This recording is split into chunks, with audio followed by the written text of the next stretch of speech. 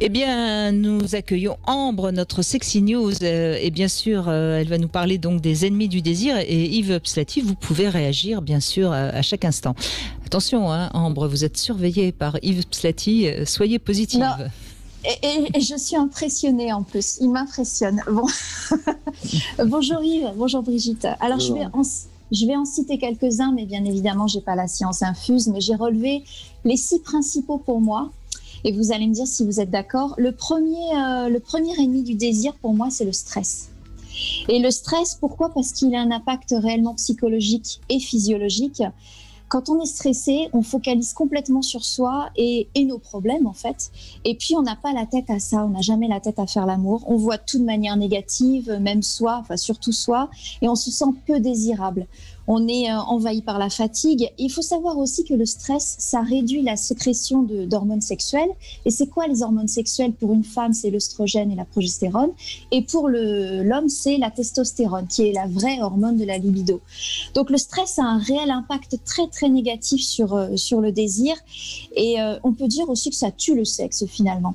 Donc si vous êtes dans cette situation-là, il faut réellement essayer de comprendre la situation, essayer de comprendre pourquoi vous êtes stressé, parce que ce peut être différentes causes. C'est pas que les jeunes parents, parce qu'il y a beaucoup de jeunes parents qui m'appellent pour me dire on n'a plus de libido, mais c'est pas que de la faute de l'enfant.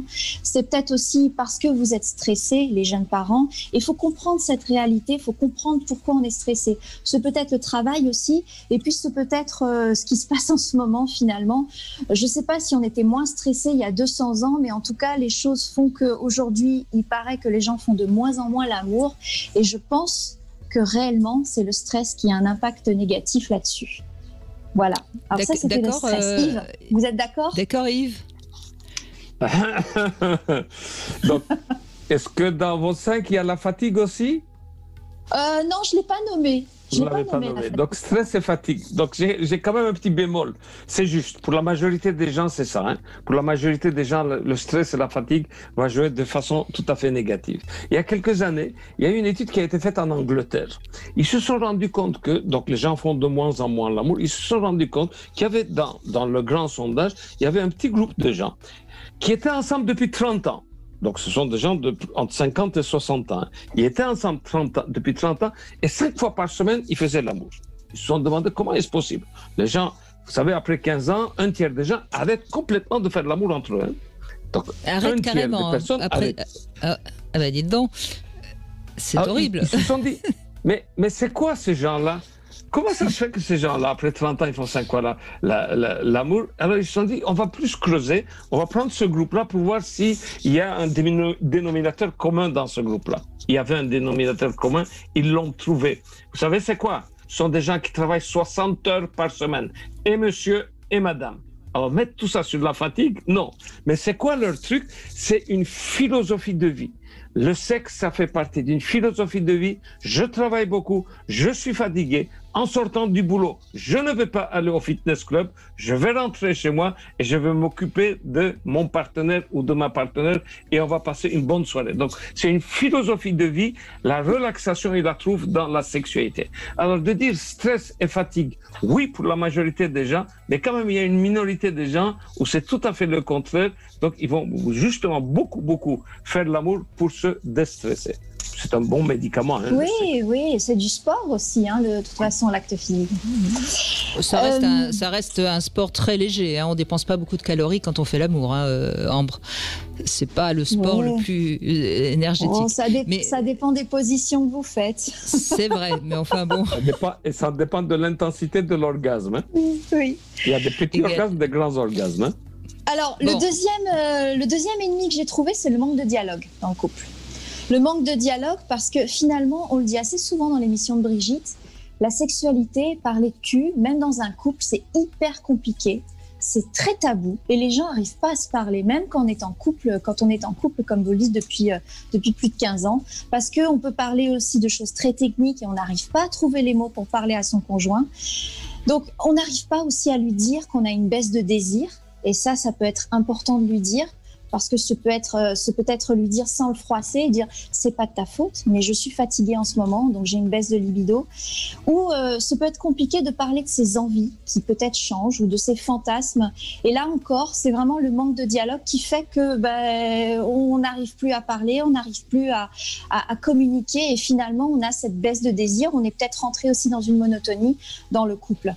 Vous êtes d'accord avec ça, monsieur ? Tout à fait. Il approuve. La communication est important. Je ne dis pas aux gens de faire à chaque rapport sexuel après faire un débriefing. Je ne dis un pas débriefing, ça. non. Oui. Non. Mais de temps en temps, revenir, de temps en temps discuter en dehors de la sexualité. Ça j'aime pas. On pourrait faire ceci, on pourrait faire essayer, tout ça, pour qu'il y ait un dialogue. Il n'y a pas de dialogue chez les gens. Oui, c'est ça. Le troisième, c'est le mauvais timing. Alors, j'ai remarqué, et je pense que vous allez être d'accord, qu'il y a un mauvais timing dans la rencontre sexuelle aussi. Les hommes ont l'air d'avoir plus envie le matin. Et finalement, ça s'explique aussi par leur taux de testostérone, qui est un pic hormonal à 7 heures du matin. Donc, ils ont très envie le matin. D'ailleurs, ils sont souvent en garde à vous. Et la femme, c'est plutôt le soir, parce qu'on est dans un moment calme, on est dans un moment rassurant. Alors, comment on fait pour rencontrer ces deux personnes, justement, quand il y en a un qui veut faire ça le matin et quand il y en a une qui veut faire ça le soir? Là aussi, c'est peut-être un problème au niveau du désir dans le couple. Qu'est-ce que vous en pensez? Alors, ce qu'on pense dans ces cas-là, effectivement, comme vous dites, l'homme est au garde à vous, c'est-à-dire qu'il a des érections nocturnes et matinales. Donc, c'est vrai, le pic, on appelle ça un pic nictémaral de la testostérone chez le jeune homme, pas chez les plus âgés. Chez les plus âgés, il n'y a plus de pic. Avec l'âge, le pic va disparaître, le taux de testostérone sur les 24 heures va être stable. Mais chez le jeune, c'est entre 6 heures et 8 heures du matin. Donc, le fait qu'il ait une érection matinale et le fait qu'il a un testostérone, il est au garde à vous. Et il saute. Mais c'est le script qui est important. Le problème, c'est que quand il est comme ça, il ne fait pas de préliminaire.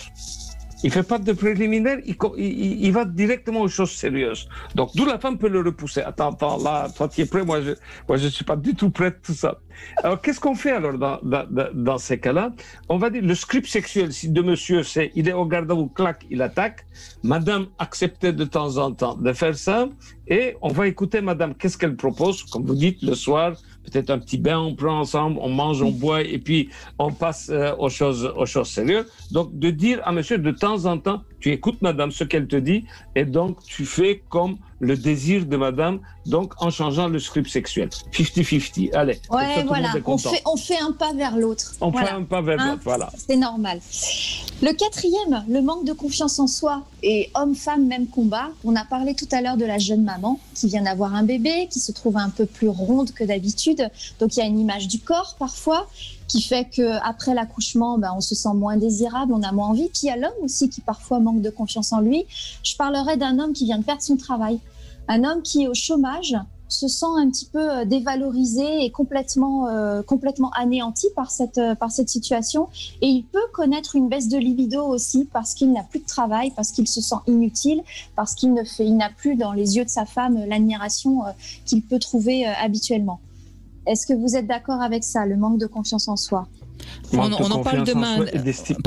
On en parle demain d'ailleurs dans l'émission de l'estime de soi et la capacité à aimer qui sont en effet souvent liées. Excusez-moi Yves, je vous ai coupé, je vous laisse reprendre la parole.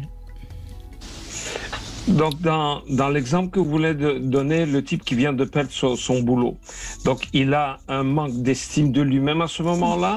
Et puis, il y a un autre problème, mais vous l'avez souligné, c'est l'admiration qu'une femme peut avoir vis-à-vis de son homme. Donc, elle va l'admirer de moins en moins.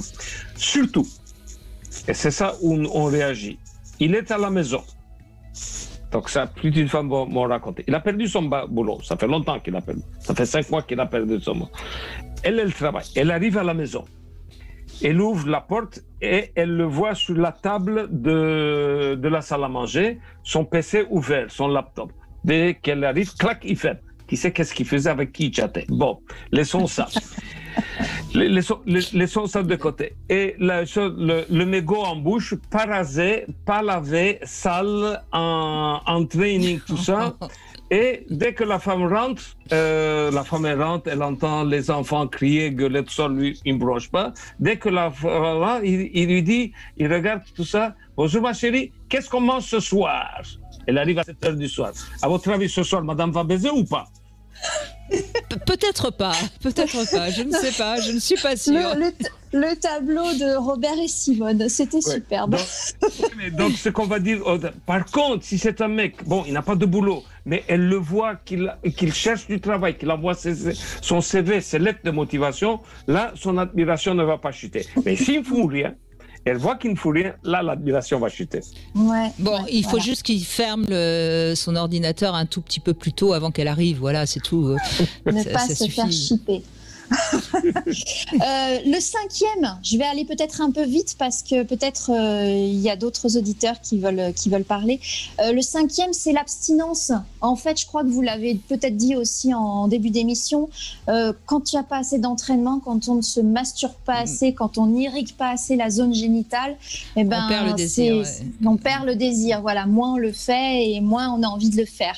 Et la 6e et dernière, et là je vais conclure, c'est la mauvaise hygiène de vie. Alors vous l'avez tout à l'heure évoqué, Yves, avec le monsieur qui était un petit peu mal habillé, pas rasé et un peu sale dans son salon. Mais la mauvaise hygiène de vie, c'est aussi la malbouffe, c'est le tabagisme, c'est le manque d'exercice physique, c'est la consommation de drogue ou un peu trop excessive d'alcool. Et ça aussi, ça a des conséquences sur la libido d'un être humain. Donc, pour conclure à tout ça, je vais reprendre ce que Yves a dit tout à l'heure. Quand on a ces problèmes-là, je crois que le principal, c'est d'avoir envie de prendre soin de soi, de faire une ordonnance, comme Yves l'a dit tout à l'heure. Je vous fais l'ordonnance pour prendre soin de vous. Je vous autorise à prendre soin de vous parce qu'il faut retrouver du plaisir dans son quotidien. C'est une énergie positive qui va se déplacer probablement aussi dans les organes génitaux. Et je crois que c'est vraiment le plus important. Voilà, prendre soin de soi. Oui, et c'est intéressant parce qu'on sait que plus on prend soin de soi, plus on va se sentir désirable et donc on va avoir du désir. Oui. Moins on prend soin de soi, plus on perd son estime de soi, son désir. Donc c'est vraiment un cercle vicieux ou vertueux. C'est à chacun de choisir son camp. Tout à fait. Évidemment. Merci Ambre, merci beaucoup. Mais merci à vous. Bonne journée.